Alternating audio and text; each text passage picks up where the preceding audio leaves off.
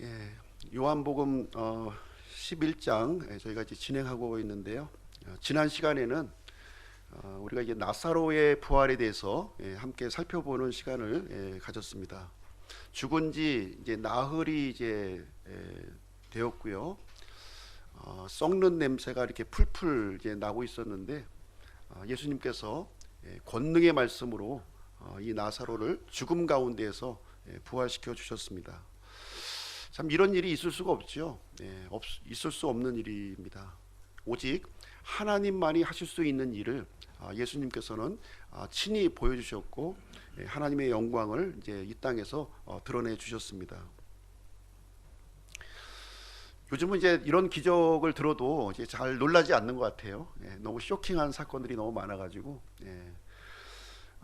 요한복음 9장에 보면 태어나면서부터 소경된 사람이 또 눈을 뜨는 장면이 또 거기에 기록이 되어 있어요.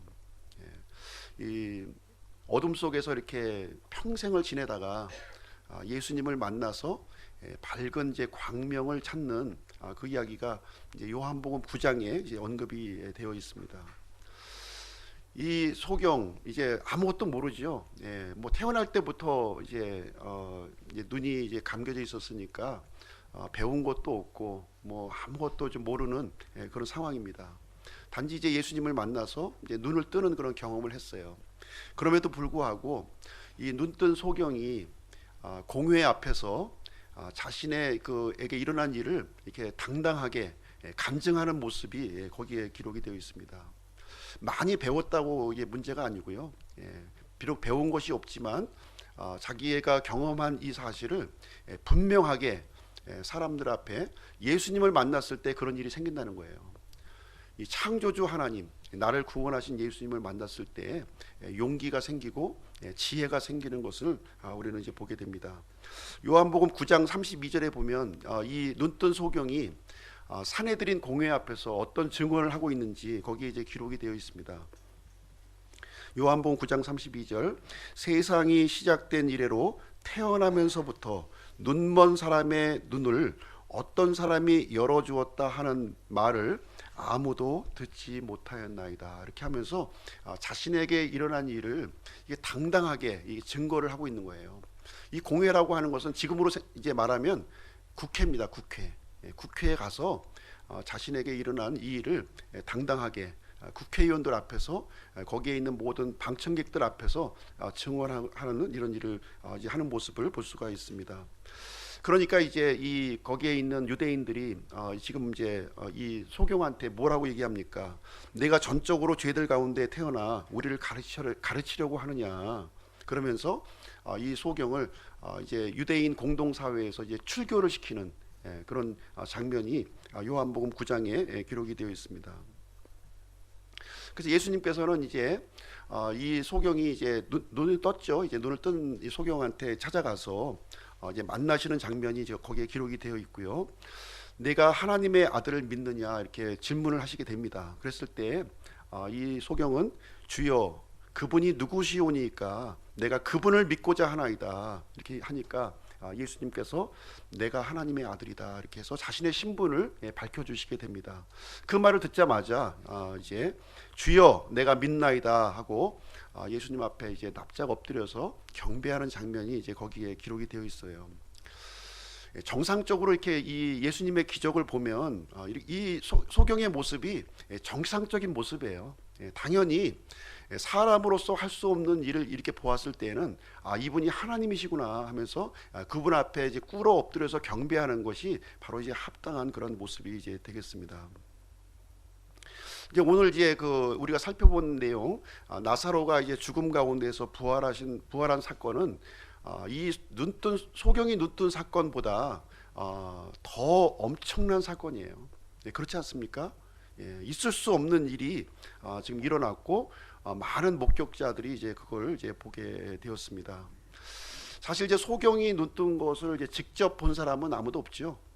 단지 이제 예전에는 소경이었는데 지금 눈뜬 결과만을 사람들이 이제 지켜보았을 뿐입니다.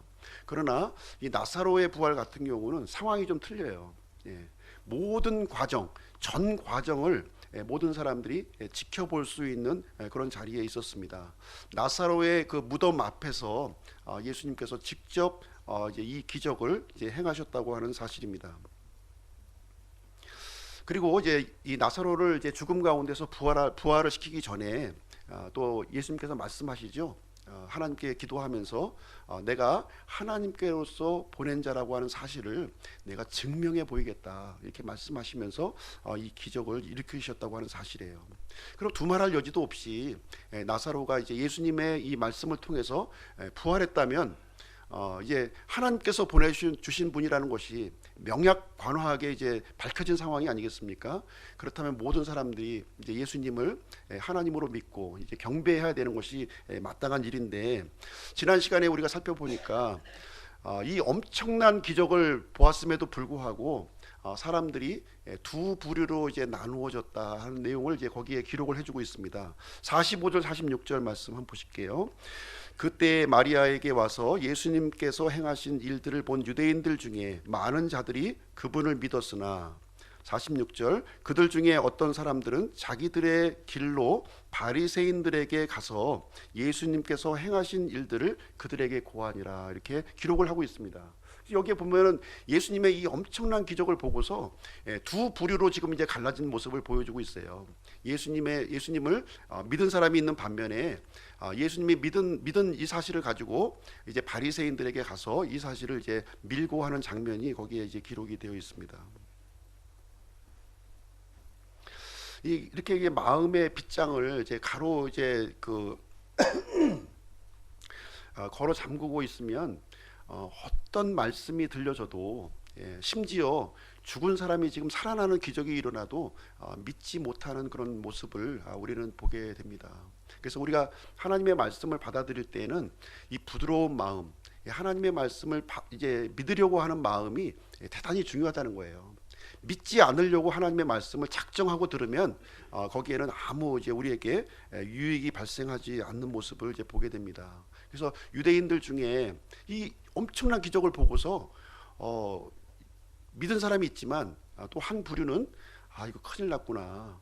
예수님이 많은 사람들이 예수님을 믿으면 안 될 텐데 이렇게 생각을 하면서 이것을 이제 바리새인들에게 가서 이제 고발하는 장면이 여기에 이제 기록이 되어 있습니다. 처음부터 이 사람들은 이제 잘못된 인식을 가지고 이제 있었던 사람들이에요. 예수님의 겉모습만 바라본 거예요. 우리는 예수님이 어떤 분이신가 그 말씀을 통해서 그 신분을 발견해야 되는데 이 사람들은 예수님의 이제 겉모습만 바라본 것입니다. 예를 들면 이제 예수님은 이제 나사렛 출신이라는 거예요. 갈릴리 나사렛 출신이다. 그리고 직업은 목수다.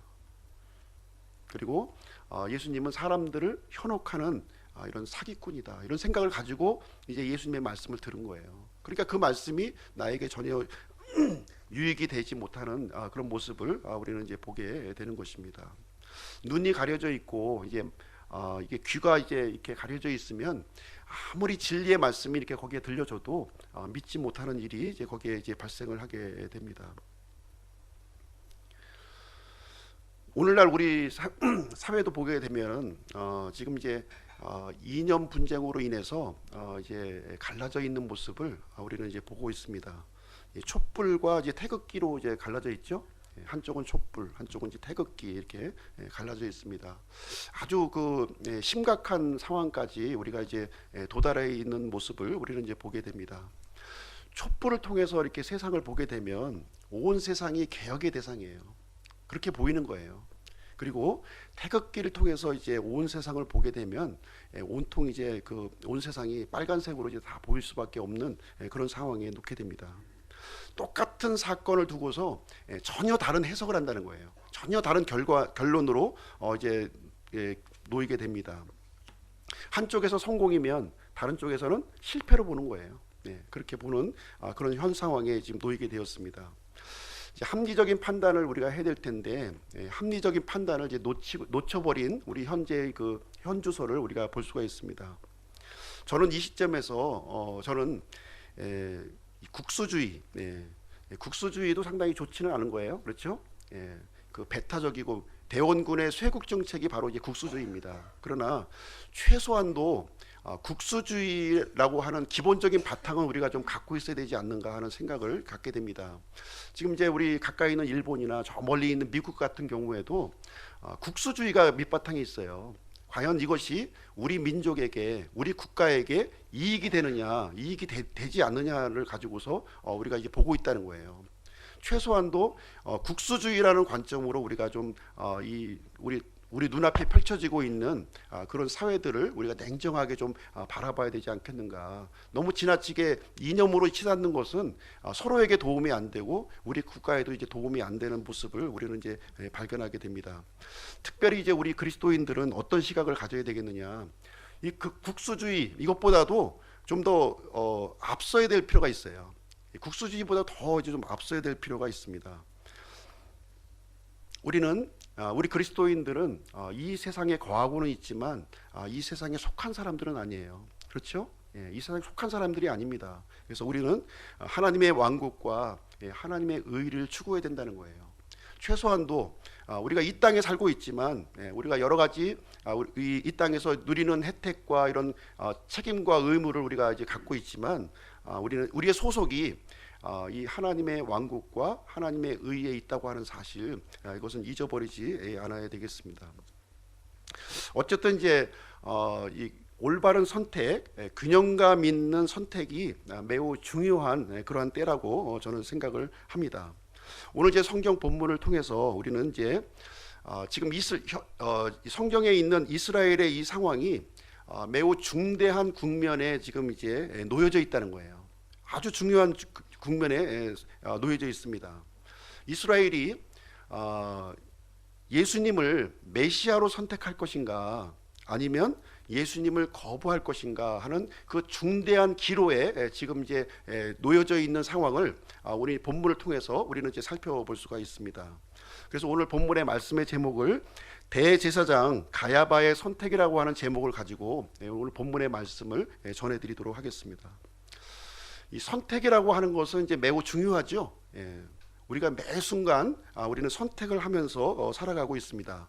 어떤 학교를 우리가 선택해야 될 것인가, 아니면 어떤 직장을 또 선택해야 될 것인가, 아니면 또 결혼하지 않으신 분들은 어떤 배우자를 우리가 선택해야 될 것인가, 그리고 내가 산다면 어느 지역에서 살 것인가, 이런 뭐 여러 가지 선택의 국면에 우리가 놓여 있고요. 그런 선택 가운데 우리가 살아가고 있습니다. 어떤 선택은 굉장히 중요한 선택이 있어요. 우리 일생일대에서 굉장히 중요한 선택이 있어요. 그러나 가벼운 선택도 있습니다. 가벼운 선택. 우리가 아침에 나오실 때 어떤 선택을 하고 나오셨나요? 뭐 우리 셔츠는 어떤 색깔로 입을까? 아니면 내 신발은 뭘 신고 올까, 이런 선택을 하면서 우리 가깝게는 이런 선택을 하면서도 이제 살아가는 것이 우리의 삶입니다. 개인의 선택은 개인에게 영향을 끼치는 거예요. 개인에게 영향을 끼칩니다. 그리고 가장의 선택, 그 가족을 대표하는 가장의 선택은 가족에게 또 영향을 또 주고 있어요. 그리고 배의 선장의 경우는 선장의 선택이 배에게 영향을 주고 있는 거죠. 그리고 기업체의 사장은 누구에게 영향을 줍니까? 회사에게 직접적으로 영향을 주게 됩니다. 대통령의 경우에 있어서도 대통령의 이 선택은 개인의 선택이 아니에요. 국가의 선택으로 결정되는 모습을 우리는 보게 됩니다. 그래서 중요한 문제를 우리가 선택할 때에는 그 파급력이 굉장히 크다 하는 것을 우리는 이제 경험을 해보게 됩니다. 장래의 운명을 결정짓는 그러한 중요한 선택도 우리가 할 때가 있다고 하는 사실입니다. 그래서 오늘 본문은 이스라엘의 운명을 결정짓는 중요한 기로에 놓여져 있는 그런 상황이 되겠습니다. 우리가 이제 그 결정 과정을 우리가 이제 배심원 자격으로 우리는 좀 이제 한 걸음 물러서서 지금 이제 배심원 자격으로 그 내용을 한번 짚어보았으면 좋겠습니다. 자, 나사로의 이제 이 부활을 이제 목격을 한 유대인들이 이제 큰일 났구나 하고서 이제 이 문제를 어디로 가지고 가냐면 이제 바리새인들에게 이제 가지고 가는 장면이 이제 지난주까지 이제 살펴본 내용이 되겠습니다. 47절 말씀 보겠습니다. 47절. 이에 수제사장들과 바리새인들이 공회를 모으고 이르되 이 사람이 많은 기적들을 행하니 우리가 어떻게 하리요. 이렇게 이 공회가 이제 고민하는 장면을 여기에 기록을 하고 있죠. 이 공회가 어떤 곳이냐면 이 산헤드린 공회입니다. 산헤드린 공회. 70명으로 이제 구성되어 있는데요. 여기에 구성원을 보시게 되면 바리새인, 또 사두개인, 그리고 이 제사장 무리들이 이제 이 사람들로 이제 구성이 되어 있어요. 오늘날로 얘기하면 사회적인 저명 인사 70명으로 구성된 그런 기관, 그 기관으로 이제 보시면 되겠습니다. 여기서 어떤 일을 하냐면 법을 만들고 법을 집행하는 일을 여기서 하는 거예요. 이스라엘에게 있어서 가장 높은 최고의 종교 기관입니다. 최고의 종교 기관이 오늘날로 얘기하면 국회와 같은 그런 기능을 하는 국회 플러스 사법부의 기능을 하는 곳이 바로 산헤드린 공회다, 이렇게 보시면 되겠는데요. 예수님께서 이 기적을 일으키시는 장면을 보니까 이제 더 이상 걷잡을 수 없는 상황에 이제 직면을 한 거예요. 심지어 죽은 지 나흘이 된 사람을 이렇게 죽음 가운데서 일으키는 그 기적을 일으키니 도저히 이제 전 국가적인 문제로 지금 이제 대두가 되어 있는 그런 상황이 이제 되겠습니다. 이 산헤드린 공회의 그 이제 수장이 누구냐? 대제사장이에요. 대제사장이 이제 산헤드린 공회의 대표자가 되겠습니다. 이 흥미로운 사실은 뭐냐면 이 공회에 바리새인과 사두개인들이 한 자리에 이렇게 있다는 거예요. 근데 이 바리새인과 사두개인을 보게 되면 아주 원수지간이거든요. 원수지간, 신학적으로 아주 원수지간이에요. 이 바리새인들은 이 모세의 율법을 믿으면서 영과 이 그 천사의 존재를, 이 부활 이런 것을 믿는 사람들입니다. 반면에 사두개인들은 천사라든가 부활, 영 이런 것은 없다, 이렇게 믿는 사람들이에요. 평소에는 막 치고받고 싸우는 사람들이에요. 그런데 산헤드린 공회에서 이렇게 같이 또 한 울타리에 이렇게 머물러 있게 되었습니다. 그 이유는 뭐냐면 어떤 이득을 추구하는 데 있어서 이제 같은 마음을 품었다는 거예요. 뭔가 이득이 되는 그 신학적인 그런 차이점에도 불구하고 이득이 되니까 이제 그렇게 하게 되었던 것입니다. 또 한 가지 공통점이 무엇이었냐면 사두개인과 바리새인들의 공통점이 뭐냐면 예수님을 이 핍박하는 데 또 하나가 되었다는 거예요. 사두개인들도 예수님을 싫어했고 바리새인도 예수님을 싫어했다, 이렇게 기록을 하고 있습니다. 헤롯과 이제 빌라도도 이제 아마 이제 비슷한 케이스가 되는데요. 이 헤롯은 누구냐면 이스라엘의 왕입니다. 이스라엘의 왕이에요. 근데 이제 이 어떻게 보면 이제 헤롯 왕은 좀 이제 이 허수아비 왕이라고 볼 수가 있어요. 실질적으로 이제 이스라엘을 이 백성들을 다스리고 이렇게 인도하는 것은 산헤드린 공회가 진행하고 있었고요. 헤롯 왕은 그냥 이렇게 좀 이스라엘의 어떤 대외적인 그런 그 대표하는 그런 왕 정도로 지금 되었습니다. 그리고 이제 총독 빌라도는 이제 로마에서 파견한 관리입니다. 이스라엘을 이제 다스리기 위해서 지금 이제 식민지로 있으니까 이스라엘을 잘 이렇게 통치하기 위한 관리로 파견된 사람이 바로 이제 빌라도 총독이 되겠습니다. 그래서 이 헤롯과 이 빌라도도 평상시에는 사이가 안 좋아요. 서로 원수지간입니다. 그런데 이제 예수님을 이렇게 또 진리를 거부하고 이런 일에 있어서는 한 마음이 되었음을 성경은 우리에게 말씀을 해주고 있습니다. 누가복음 23장에 보니까 바로 그날 빌라도와 헤롯이 함께 친구가 되었다, 이렇게 기록을 하고 있어요. 평상시에는 원수였는데 예수님을 이렇게 죽이고 예수님을 이제 거부하는 일에 있어서는 빌라도와 헤롯이 한 친구가 되었다, 이렇게 기록을 해주고 있습니다. 이 같은 마음을 품었던 이유가 무엇이냐면 바로 이 사람들이 다 마귀의 하수인들이기 때문에 그렇다는 거예요. 진리를 거부하고 마귀를 추종하는 그런 사람들이었기 때문에 메시아로 오신 예수님을 거부하는 데 있어서는 한 목소리, 한 마음을 품었던 모습을 우리 성경 기록을 통해서 가질 수가 있습니다. 이 산헤드린 공회는 대단한 권력기관입니다. 대단한 권력기관이에요. 그래서 이스라엘 백성들을 이렇게 고문하고 가두고 또 이게 출교까지 시킬 수 있는, 이스라엘의 공동체에서 이렇게 내몰 수 있는 그런 권한을 갖고 있는 그런 사람이었습니다. 사람을 죽이는 것 빼고는 다 할 수 있는 그런 기관이었어요. 그래서 이런 그 사내들인 공회에서 예수님의 이 문제를 가지고 이 대책 회의를 하는 장면이 오늘 이제 이루어지는 본문의 내용이 되겠습니다. 이 사람이 많은 기적들을 행하니 우리가 어떻게 했으면 좋겠느냐 하는 것을 이제 지금 이제 심도 있는 논의가 지금 이제 진행이 되고 있는 상황이 되겠습니다. 사실 예수님의 문제를 처리하는 것이 쉽지가 않았어요. 예전에도 몇 번 예수님을 이제 붙잡아다가 어떻게 하든지 좀 이제 잡아 가두려고 이렇게 했었지만 번번이 실패했던 장면이 이제 그런 일이 있었고요. 근데 이제 이번에는 좀 사안이 좀 달라요.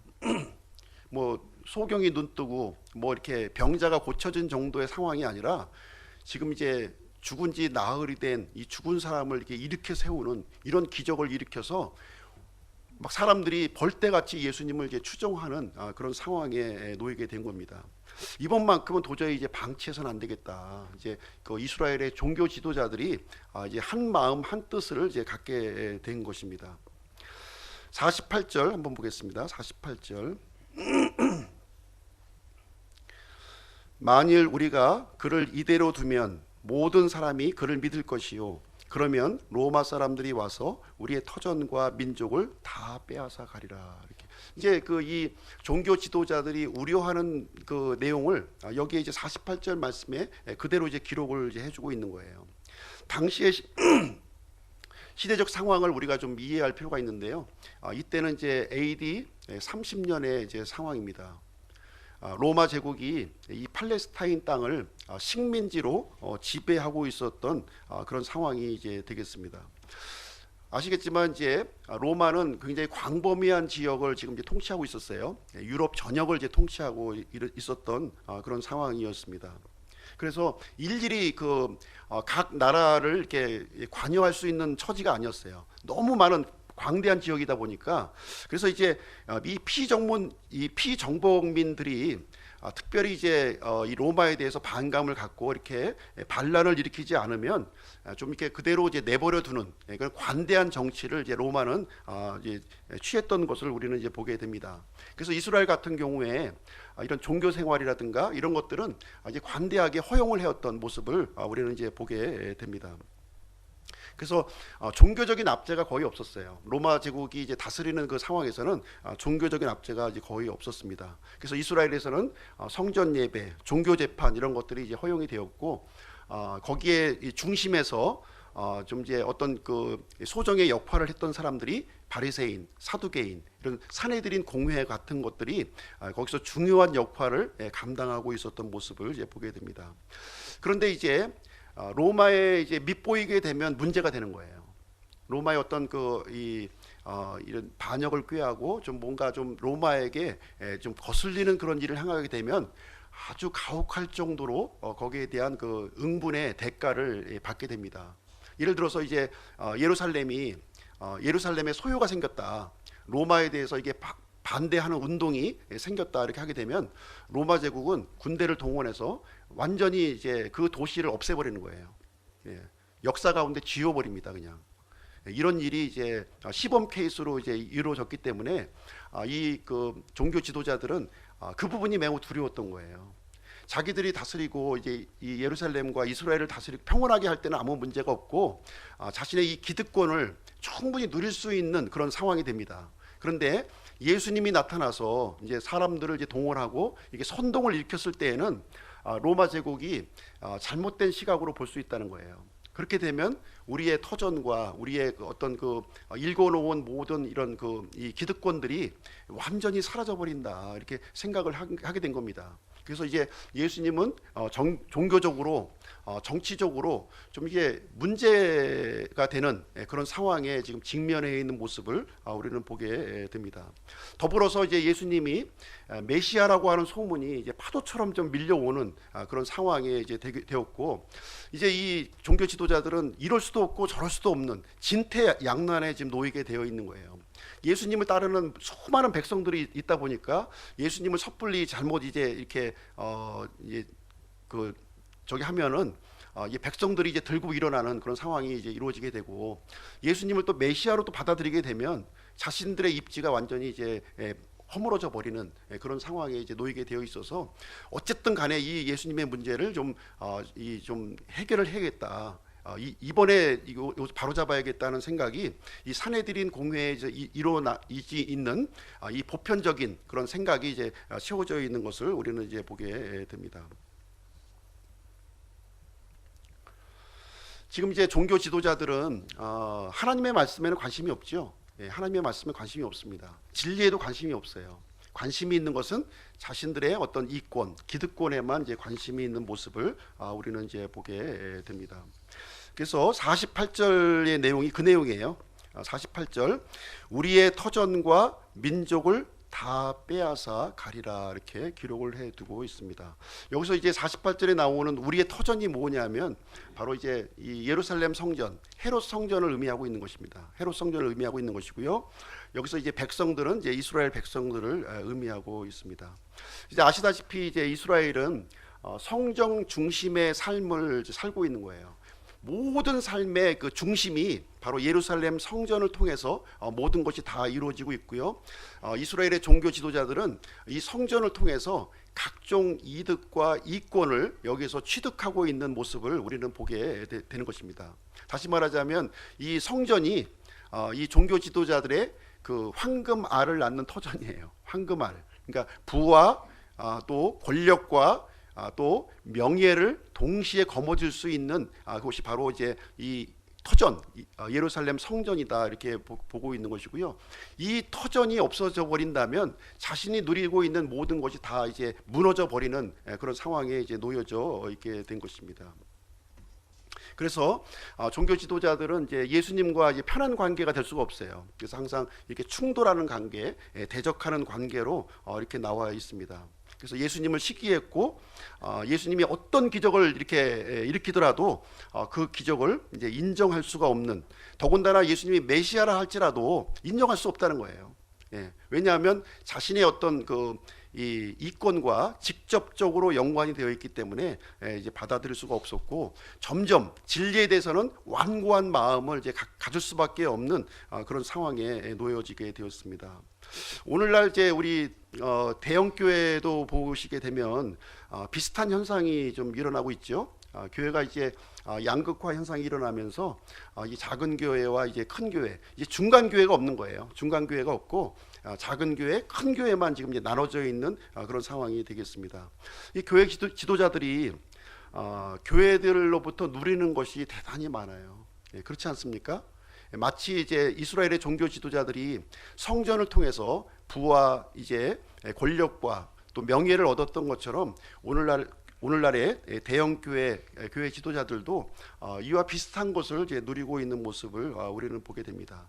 그러다 보니까 이것을 내려놓기가 싫은 거예요. 내려놓을 수가 없는 거예요. 이 황금알을 낳는 이 그 거위를 어떻게 내려놓을 수가 있겠습니까? 그래서 요즘에 보시면은 이제 많이 이제 또 이것을 이제 세습을 좀 해야 되겠다 하면서 이제 또 이렇게 하는 현상이 거기에서 이제 나타나는 그 현상이다, 이렇게 볼 수가 있겠습니다. 여기 이제 그 이스라엘의 지도자들이 하고 있는 말이 우리의 터전, 우리의 백성, 이렇게 표현하고 있죠. 어떻게 우리의 터전이요, 우리의 백성이 될 수가 있겠습니까? 이 소유는 누구의 소유예요? 사람의 소유가 될 수가 없는 거죠. 하나님의 소유인 거예요. 하나님의 소유인데 마치 자신의 소유인 것처럼 이렇게 생각을 하다 보니까 부패를 하게 되고, 또 이제 자기가 또 가장 친애하는 아들에게 또 물려줄 수밖에 없는 그런 상황에 이제 놓여지게 되는 것을 우리는 보게 됩니다. 그래서 이제 이 이스라엘의 종교 지도자들은 그러다 보니까 하나님의 말씀보다는 이제 이 그 눈에 보이는 이 물질적인 것을 더 이제 중요하게 생각을 했고요. 이 세속적인 욕망을 이렇게 좀 점점 더 이제 늘려나가는 그런 일이 이제 생기게 되었고, 결국에는 이제 메시아로 오신 예수님을 비판하고 또 이제 배척하는 현상으로 지금 이제 나타나게 되었습니다. 그래서 자신들의 이권을 이제 얻는 데 있어서 가장 큰 장애물이 누구냐? 바로 이제 예수님이 된 거예요. 가장 큰 장애물로 이제 등장을 하게 되었습니다. 그래서 이제 이런 그 공회에서 이런 의논이 이제 이루어지게 되니까 이제 이 자리에 누가 등장을 하게 되냐면 대제사장 가야바가 여기에 등장하는 장면이 이제 기록이 되어 있어요. 49절 50절 한번 보겠습니다. 49절 50절.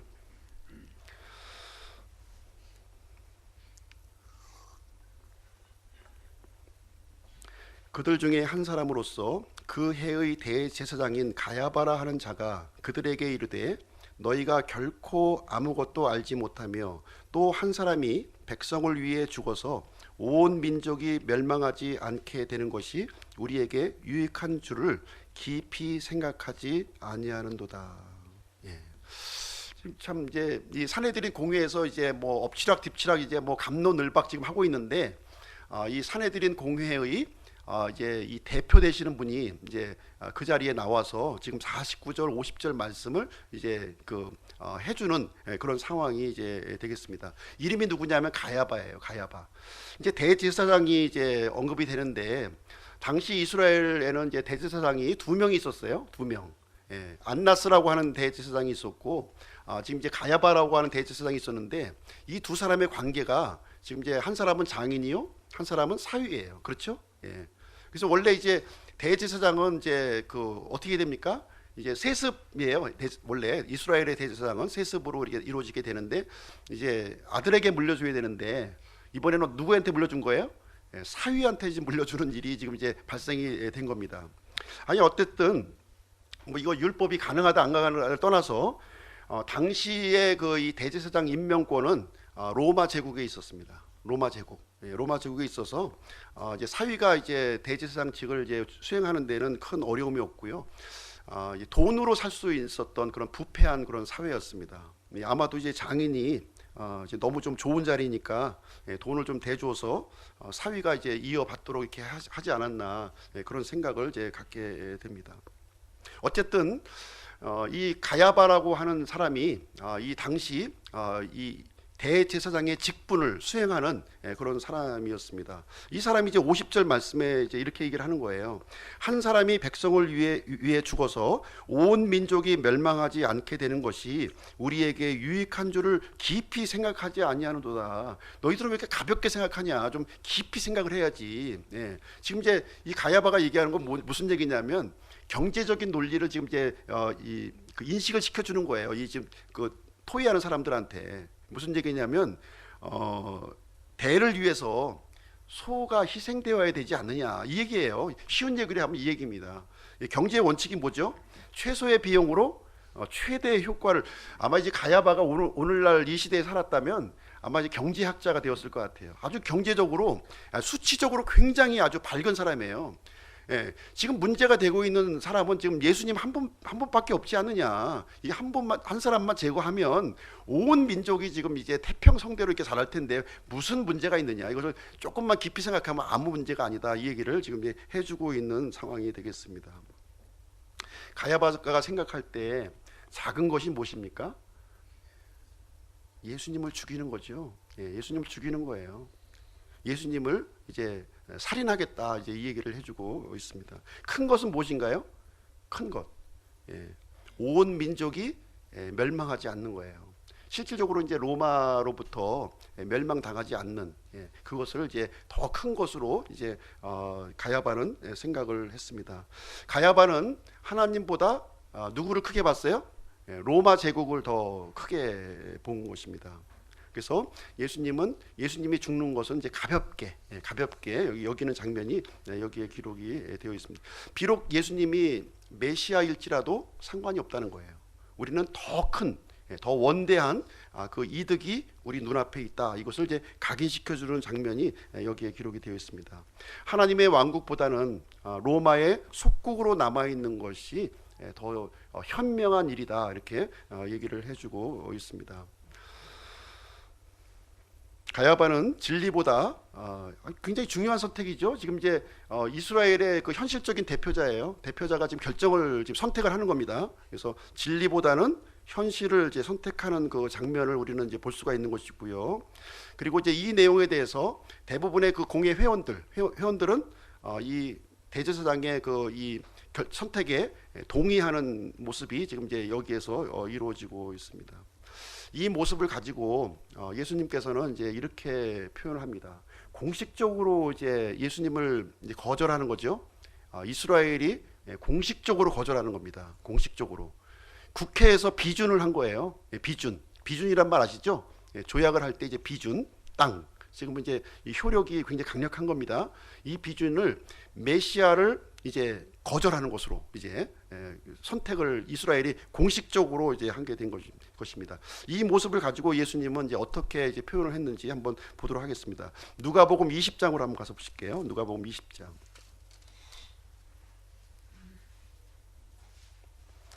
누가복음 20장 9절에서 18절 말씀 보겠습니다. 참 이런 결정은 하면 안 되는데요, 그죠? 이런 결정은 하면 안 되는 건데 누가복음 20장 9절에서 18절 보겠습니다. 그 뒤에 그분께서 백성에게 이 비유를 말씀하기 시작하여 이르시되 어떤 사람이 포도원을 만들어 농부들에게 그것을 세주고 먼 나라에 가서 오래 있다가 철이 이름에 농부들이 포도원의 열매를 자기에게 바치게 하려고 그들에게 한 종을 보내었으나 농부들이 그 종을 때리고 빈손으로 보내니라. 그가 다시 다른 종을 보내니 그들이 그도 때리고 수치스럽게 대하며 빈손으로 보내매 그가 다시 셋째 종을 보내니 그들이 그에게도 상처를 입히고 그를 내쫓으니라. 이에 포도원 주인이 이르되 어찌할까 내가 내 사랑하는 아들을 보내리니 혹시 그들이 그를 보면 그를 공경하리라 하였으나 농부들이 그를 보고는 자기들끼리 따져보며 이르되 이 사람은 상속자니 오라 우리가 그를 죽이고 그 상속재산을 우리 것으로 만들자 하고 이에 그를 포도원 밖으로 내던지고 죽였느니라. 그런즉 포도원 주인이 그들에게 어떻게 하겠느냐 그가 와서 이 농부들을 멸하고 포도원을 다른 사람들에게 주리라 하시니 그들이 그것을 듣고 이르되 결코 그리 될 수 없나이다 하거늘 그분께서 그들을 보시며 이르시되 그러면 기록된 바 건축자들이 버린 돌 바로 그 돌이 모퉁이의 머릿돌이 되었느니라 한 이 말씀은 무엇이냐 누구든지 그 돌 위에 떨어지는 자는 부서지겠고 누구에게든지 그 돌이 떨어지면 그를 갈아서 가루로 만들리라 하시니라. 이 내용을 이제 비유를 통해서 예수님이 그대로 이렇게 말씀을 해주셨어요. 이 포도원은 뭡니까? 이스라엘 땅을 얘기하고 있지요. 포도원 주인은 누구예요? 하나님이시고요. 농부는 이제 유대인들, 종교 지도자들을 이제 의미하고 있습니다. 종들은 누구예요? 종들은 하나님께서 보내신 대언자들을 얘기하고 있는 거예요. 상속자는 바로 예수 그리스도를 의미하고 있습니다. 건축자들이 버린 돌은 누굽니까? 건축자들은 바로 유대인들이에요. 종교 지도자들입니다. 종교 지도자들이 버린 돌이 뭐예요? 바로 예수 그리스도시고 이 예수 그리스도께서 모퉁이 머릿돌이 되셨다 이렇게 기록하고 있습니다. 그래서 상속자는 초림하신 예수 그리스도를 의미하고 있는 것이고요. 지금 모퉁이 머릿돌은 부활하신 예수 그리스도를 우리에게 설명해주고 있는 그런 내용이 되겠습니다. 이스라엘 사람들은 하나님께서 보내신 이 상속자 메시아를 거절하는 그 결정을 산헤드린 공회에서 이렇게 결정을 내렸습니다. 메시아보다는 로마 제국을 선택을 했어요. 멜기세덱의 이 복보다는 소도망이 주는 재물을 선택을 했습니다. 하나님보다는 이 세상 신을 선택하는 그 결정을 내리게 되었습니다. 자, 요한복음 51절 한번 보겠습니다. 11장 51절. 좀 특이한 말씀이 거기에 기록되어 있는데요. 51절. 그는 이 가야바죠. 스스로 이 말을 하지 아니하고 그 해의 대제사장이므로 하나님께서 그 민족을 위해 예수님께서 그 민족을 위해 죽으실 것을 대언하되. 자, 이 예수님의 이 죽음을 가지고 이제 이 이스라엘이 진행하는 이 과정이 있고요. 또 하나님께서 진행하는 이 과정이 있는데 이스라엘의 죽음, 이 가야바의 이 결정을 가지고 이 대언이 되게 하셨다는 거예요. 하나님의 말씀을 대언하는 것이 되게끔 해주셨다는 것입니다. 그래서 굉장히 이제 좀 아이러니한 부분인데요. 가야바는 지금 이제 나쁜 결정을 내린 거죠. 악한 결정을 내렸습니다.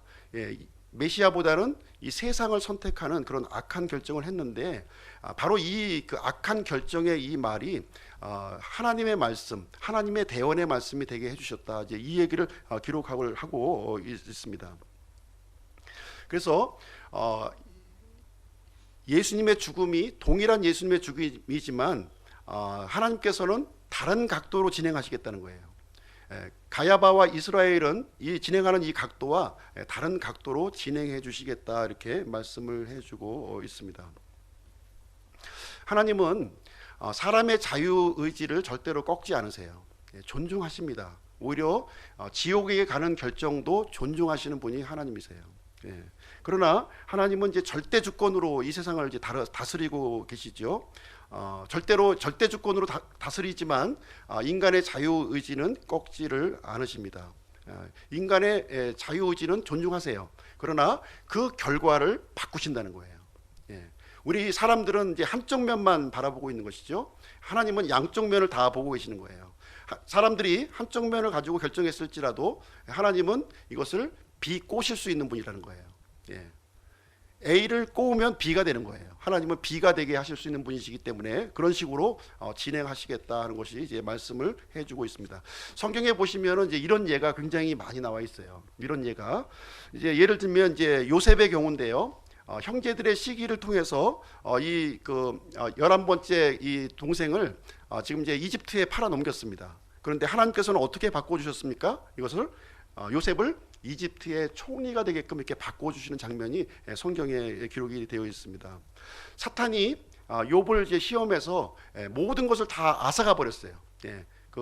이 자녀들도 앗아가 버렸고 재산도 앗아가 버렸고 모든 것을 앗아가 버렸습니다. 그러나 하나님께서는 어떻게 바꾸셨습니까? 욥이 갖고 있었던 모든 것에 2배가 되는 축복으로 이렇게 갚아주시는 장면이 여기에 이제 기록이 되어 있어요. 또 에스더서에 보면은 이제 하만이라고 하는 사람이 이제 등장합니다. 하만이 어떤 계획을 세웠나요? 이스라엘 백성들을 완전히 이제 초토화시키려고 하는 그런 계획을 세웠고, 거기에 우두머리가 되는 모르드게를 자기 집에 장대를 세워가지고 목을 걸려고 했어요. 근데 하나님께서는 어떻게 바꾸셨습니까? 이거를 바로 그 자리에 하만의 목을 걸게끔 이렇게 하셨던 분이 하나님이라고 하는 사실을 이제 여기서 알려주고 있습니다. 하나님은 이게 반전하시는 하나님이라고 하는 사실, 비록 사람들이 악한 계획을 세울지라도 하나님께서는 그 일을 가지고 하나님의 영원한 경륜을 집행해 나가시는 하나님이신 것을 여기서 보여주고 있는 거예요. 이 가야바의 이 악한 결정에도 불구하고 이 하나님은 이 악한 결정을 통해서 하나님은 예수 그리스도의 이 죽음이 온 인류의 대속의 죽음이 되게끔 하게 되는 그 일을 진행하게 되는 그러한 일이 이제 여기서 우리에게 알려주고 있습니다. 그래서 잠언 19장 21절에 보시면 사람의 마음에 많은 계획이 있을지라도 주의 뜻 그것만 서리라 이렇게 기록이 되어 있는 거예요. 우리가 여러 가지 일을 많이 계획합니다. 그렇지 않습니까? 내 인생을 위해서 무엇을 할까, 어떤 일을 할까 하고 계획을 많이 세우지만 궁극적으로 하나님의 뜻만이 선다는 거예요. 그래서 우리가 하나님을 믿고 신뢰하고 살아야 된다고 하는 사실을 여기서 알려주고 있는 대목이 되겠습니다. 52절 말씀 보겠습니다. 이 하나님의 계획을 한번 보도록 하겠습니다. 52절, 그분께서 그 민족만을 위해 죽지 아니하고 널리 흩어진 하나님의 자녀들을 함께 모아 하나가 되게 하려고 죽으실 것을 대언하였더라. 자, 하나님의 계획과 이 가야바의 계획은 동일했어요. 예수님이 죽는 겁니다. 죽는 거였어요. 그러나 그 동기와 그 방향이 전혀 달랐다는 거예요. 전혀. 이 가야바의 동기는 뭐였어요? 가야바의 동기는 하나님을 대적하는 거였습니다. 하나님을. 그리고 하나님께서는 이 악한 것을 선한 것으로 바꾸시는, 악을 선으로 바꾸어 주시는 것으로 이렇게 진행을 해 주셨습니다. 그리고 가야바는 예수님의 죽음을 통해서 부와 권력과 이 명성을 원했습니다. 기득권을 유지하려고 했고요. 로마 정부로부터의 신임을 이렇게 받으려고 했습니다. 그러나 하나님께서는 이 예수님의 죽음을 통해서 무엇을 계획하시나요? 온 인류의 속죄 기회로 이제 삼으시게 되고요. 사람들을 마귀의 손에서 이렇게 구출하는 그런 일로 삼으시게 되고, 이제 이 믿는 자들에게 영원한 생명을 주는 그러한 것으로 이제 하나님의 경륜을 집행해 나가시는 모습을 우리는 보게 됩니다. 그리고 이 예수님의 죽음은 이스라엘만으로 국한되지 않는다고 하는 것을 여기서 또 하나님께서 우리에게 알려주고 있습니다.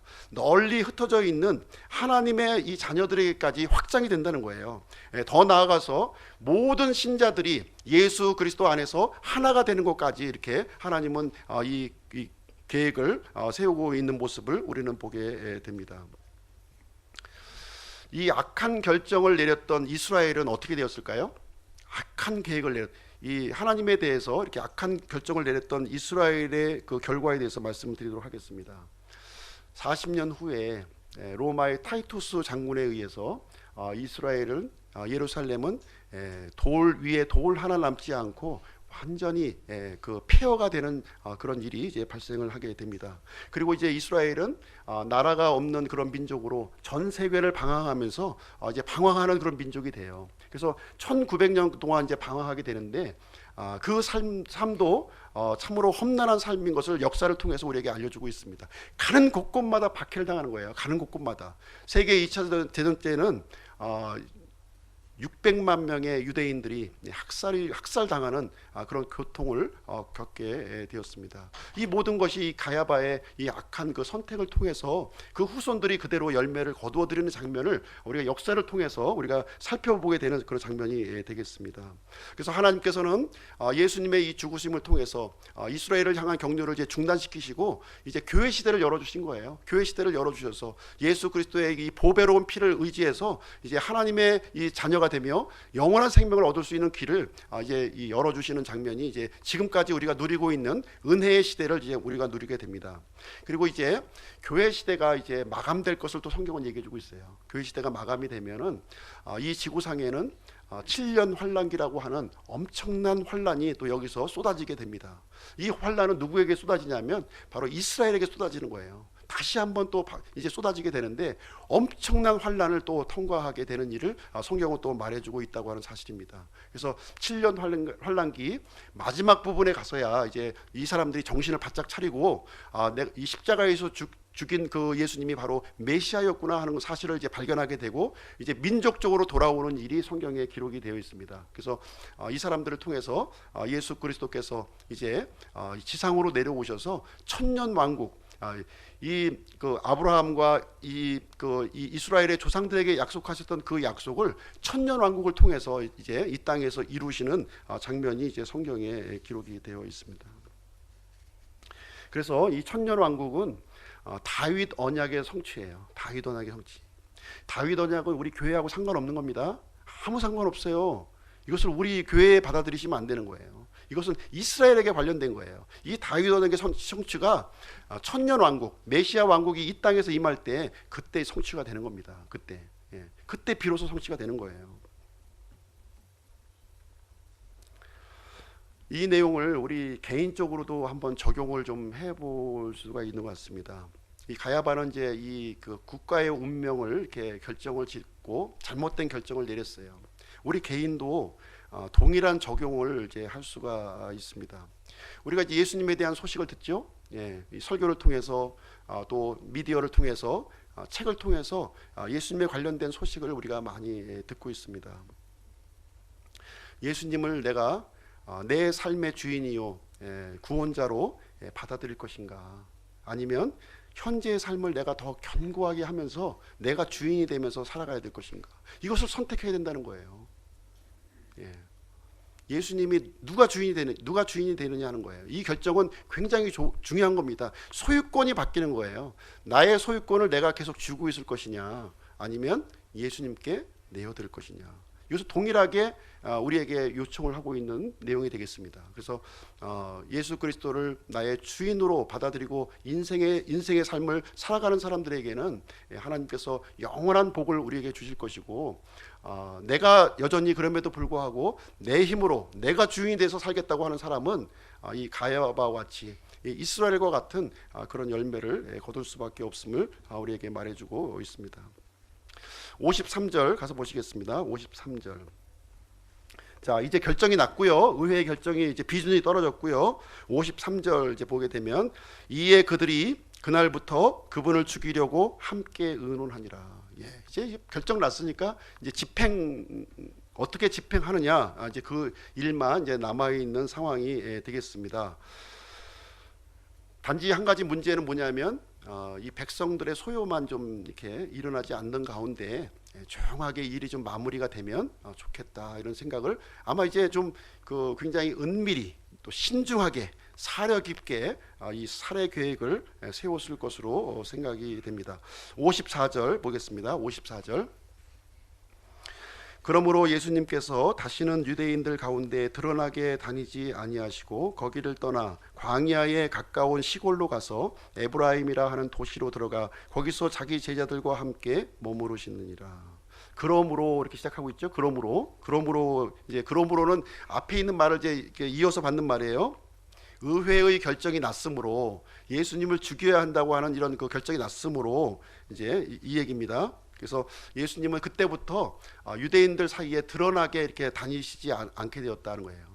예수님은 모든 것을 다 아셔요. 공회가 어떤 결정을 하고 어떤 사람들이 지금 이제 생각을 갖고 있는지를 다 알고 계시기 때문에 이때부터 이제 드러나게 공개적인 행보를 이제 자제하는 모습이 이제 돼 있고요. 그래서 어디로 가시게 되냐면 광야 가까운 시골로 가서 에브라임이라고 하는 도시로 이제 들어가는 장면이 나오게 되고요. 이때 한동안 여기에서 이제 머무시는 거예요. 이때 한동안 언제까지 머무시게 되냐면 이제 언제 오시게 되냐면 6월절 전 일주일이 되는 그 시점, 그때 이제 등장을 하시게 됩니다. 그래서 한동안 여기 이제 광야에서 머무시게 되는데요. 이 에브라임이라고 하는 뜻이 열매 없음이라고 하는 뜻이에요. 열매 없음. 예. 참 하나님 앞에 참 그 이 지명을 가지고 보고를 드리는 거죠. 예. 지명을 가지고 아들 하나님께서 아버지 하나님께 에브라임의 열매 없는 땅에 거주하면서 열매 없음 하면서 최종 보고를 하나님 앞에 드리고 있는 모습이 되겠습니다. 55절 보겠습니다. 55절. 유대인들의 유월절이 가까이 오매 많은 사람이 자기를 정결하게 하려고 유월절 전에 시골에서 예루살렘으로 올라가니라. 유월절 전에 이제 풍경을 여기에서 기록하고 있죠. 유월절 전에 풍경을 보시게 되면 유월절이 되면 모든 이스라엘 사람들이 예루살렘 성전으로 올라가야 돼요. 예. 전 세계 곳곳에 흩어져 있는 디아스포라 유대인들이 이제 와야 됩니다. 그렇게 되면 멀리 있는 사람들은 이제 몇 달 전부터 준비를 해야 되고요. 이스라엘 경내에 있다 하더라도 최소한 또 한 달 전부터는 좀 이렇게 분주하게 여행 준비를 해야 됩니다. 오늘날 같이 뭐 비행기나 KTX 타고 여행하는 게 아니에요. 예. 그 당시에는 이제 마차 끌고, 예. 그다음에 짐 개나리 보찜 하고, 그다음에 양 또 희생헌물 드려야 되잖아요. 양떼 끌고 가다가 또 몇 마리 죽을 거 각오하고 또 여유 있게 이렇게 좀 데려가야 되는 그런 상황입니다. 마치 우리 옛날에 이제 젊으신 분들은 잘 모르겠지만 예전에 우리 고향 갈 때 풍경이 이제 우리 좀 기억이 좀 나시는지 모르겠어요. 예, 그때는 사람이 얼마나 많은지 몰라요. 자가용도 이제 많지 않았을 때였고 거의 이제 버스 아니면 이제 기차로 이제 이용을 했는데, 저 같은 경우는 이제 기차로 이동을 했어요. 기차인데 사람들이 너무 많으니까 이 난간에 매달려서 가는 거예요. 매달려서. 그런 거 경험해 보신 분 있으신지 모르겠는데 저는 이제 기억이 너무 생생하게 나는 게 너무 사람이 많으니까 이게 뭐 쓸 자리도 없어요. 그래서 저희 아버님이 장소를 한 군데 발견한 거예요. 기차를 타면은 그 짐칸이 있으면 짐칸 위에 올려놓는데 거기가 한 자리가 빈 거예요. 짐 놓는 자리가. 그래서 저를 이제 그거 알아다가 거기에 이제 앉아놔가지고 저는 거기서 이제 이렇게 꾸그리고 이제 뭐 고향 가는 길이 이렇게 멀지는 않아가지고 뭐 한 시간 정도 이제 가는 거리였는데, 완행 열차니까 한 시간 걸리죠. 한 시간 걸리는데 한 시간 동안 이렇게 제가 이게 얼마나 불편하겠습니까? 거기 백 하나 들어가는 그 자리인데 제가 이제 거기 가지고 이제 숨소리 내지도 않고 얼마나 편안한지 몰라요. 밑에 막 뭐 발 밟았네 뭐 또 뭐 하면서 막 싸우고 있지만 저는 아주 편안하게 좀 이제 갔던 기억이 지금 이제 나고 있습니다. 그래서 많은 사람들이 이제 6월절이 되면 예루살렘으로 올라간다는 거예요. 예, 성경에 보면 올라간다는 표현을 이제 굉장히 많이 쓰고 있는데, 갈릴리 지방 북쪽에 있는 갈릴리 사는 사람들도 예루살렘으로 올라가고 남쪽에 있는 사람도 이제 예루살렘으로 올라간다 표현을 이제 쓰는데, 그 이유는 뭐냐면 예루살렘이 이제 고지대에 있기 때문에 그래요. 800m 고지대에 있다 보니까 이제 올라가야 되는 거예요. 북쪽에서도 올라가고 남쪽에서도 올라가게 되겠습니다. 56절, 57절 보겠습니다. 56절, 57절.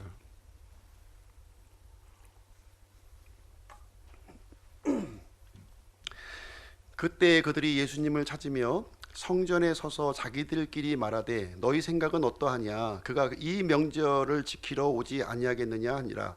이제 수제사장들과 바리새인들은 다 그분을 붙잡기 위해 누구든지 그분께서 계신 곳을 알거든 그곳을 알리라고 명령을 내리니라. 자, 예수님에 대한 체포령이 지금 떨어졌고요. 이런 상황에서 가장 이번 6월절의 큰 이슈가 뭡니까? 그분이 과연 오실까? 그분이 오실까 하는 것이 이제 가장 중요한 그 핫 이슈가 되는 그런 상황이 되겠습니다. 예수님은 4번 6월절 올라가셨고요. 이 마지막 6월절도 반드시 올라가실 것입니다. 그래서 이 악한 계획을 세웠던 사람도 6월절에 초점이 맞춰지고 있고요.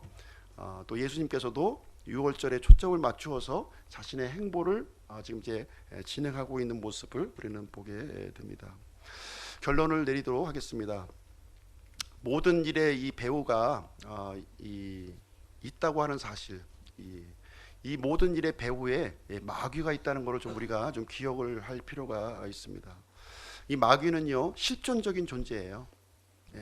그냥 악한 영향력이 아닙니다. 실제 존재하는 존재입니다. 단지 눈에 보이지 않을 뿐이에요. 베드로후서 5장 8절에 보면 너희 대적 마귀가 울부짖는 사자와 같이 삼킬 자를 이제 찾는다 이렇게 기록을 하고 있습니다. 이 마귀가 이제 사자같이 이제 찾는데요. 토끼를 잡으려고 그러는 게 아니에요. 노루나 뭐 이렇게 이런 짐승을 잡으려고 그러는 것이 아니라 바로 이제 대상이 사람이죠. 그 중에서도 믿는 사람, 좀 허접하게 믿는 사람을 잡는 거죠. 이제 단단하게 믿음이 무장되어 있는 사람들은 마귀가 이제 먹기가 쉽지가 않죠. 방어를 하니까. 그런데 혼자 있거나 뭐 혼자서 이제 뭐 이제 풀 뜯어 먹고 이제 이러다 보면은 이제 공격에 이제 동물의 왕국 보면 알잖아요. 무리에서 이탈되어 있거나 좀 이제 연약한 좀 자기 방어가 좀 안 되는 그런 이제 동물들이 이제 야생 사자나 이런 호랑이들의 밥이 되는 것을 우리는 이제 보게 됩니다. 아무리 약해도요 방어 능력이 있거든요. 못 잡아먹더라고요. 방어하면. 근데 혼자 떨어져 있거나 이러면 이제 잡아먹히는 거예요. 그래서 우리가 이제 지역 교회를 이루는 이유도 이제 여기에 있습니다. 혼자 떨어져 계시면 안 돼요. 같이 함께 이렇게 이 우는 사자와 같이 이런 이 마귀를 대적하는 일에 우리가 함께 해야 될 필요가 있습니다.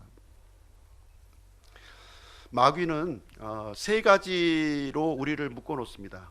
세 가지 이제만 말씀드리고 이제 마치도록 할게요. 마귀가 우리 사람들을 이제 묶어 놓는 도구 세 가지가 있는데 첫 번째는 육신의 정욕입니다. 육신의 정욕. 육신을 채우도록 하는 거예요. 참 이게 먹고 사는 게 힘들죠. 이 마귀는 먹고 사는 문제 가지고 아주 치사한 거 가지고서 이렇게 우리 사람들을 올가매고 있는 모습을 보게 됩니다. 사실 이 문제에 자유로운 사람이 이렇게 많지가 않은 것이 사실입니다. 근데 이제 먹고 사는 문제가 조금 해결되면 마귀는 좀 이제 단수를 좀 한 단계 탁 이제 올립니다. 올려서 두 번째 단계가 뭐냐면 안목의 정욕이에요. 안목의 정욕. 욕망을 채우는 건데요. 자기 마음을 채우는 거예요. 만족하지 못하게 하는 마음을 가져요.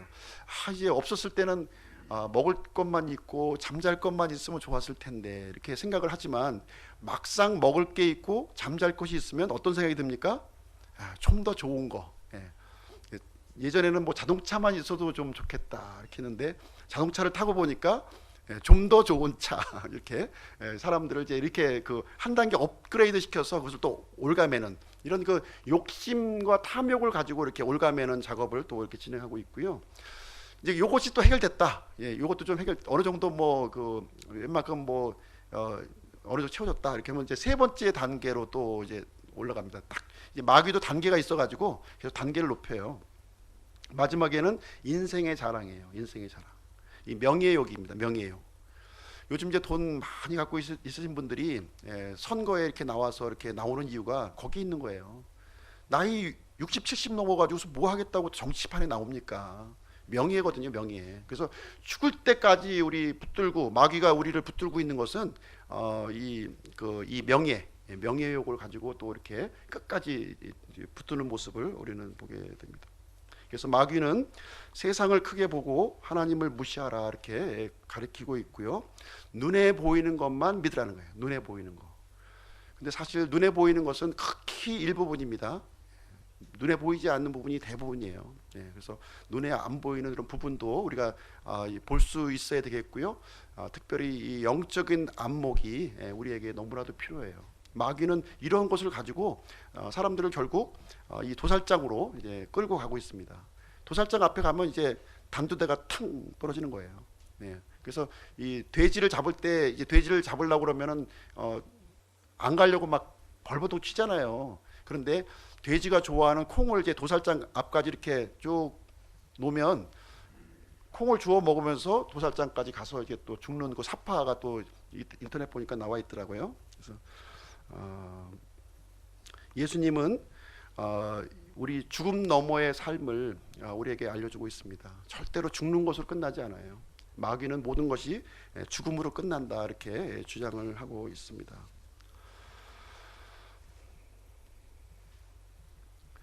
가야바는 유한한 것을 가지고 영혼을 잃어버렸습니다. 그리고 눈에 보이는 세상을 넓히고자 했습니다. 잠깐 누렸을지는 모르겠어요. 그러나 영원히 누리지 못했고요. 비참한 최후를 맞이하게 되었습니다. 그래서 우리도 하나님 앞에서 올바른 선택을 좀 했으면 좋겠어요. 올바른 선택, 지혜로운 선택을 했으면 좋겠습니다. 예수님을 선택하고 따르는 길은 결코 손해보는 길이 아닙니다. 우리를 위해 생명을 내어주시기까지 우리를 사랑하신 주 예수 그리스도를 따르는 그런 복된 삶이 되시기를, 우리 기쁨 침례교회 성도님들이 되시기를 간절히 축원드립니다. 기도하고 마치도록 하겠습니다.